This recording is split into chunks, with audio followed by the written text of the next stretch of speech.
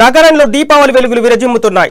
చెడుపై మంచి సాధించిన విజయానికి ప్రతీకగా నిలిచే ఈ పండుగను ప్రజలంతా సంతోషంగా జరుపుకుంటున్నారు.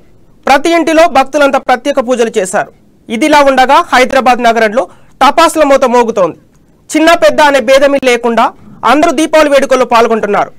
సంతోషంగా క్రాకర్స్ పేలుస్తున్నారు. దీంతో నగరంలో ఎటు చూసిన టపాసుల చప్పుడుతో ప్రజల కేరింతలతో సందడి నెలకొంది. ఇక వైఎస్ఆర్టీపీ అధ్యక్షురాలు షర్మిల కూడా నిర్మల్ జిల్లాలో దీపావళి సంబరాలు పాల్గొన్నారు. షర్మిల ప్రజా ప్రస్థానం పాదయాత్ర నిర్మల్ జిల్లాలో కొనసాగుతున్న సంగతి తెలిసిందే.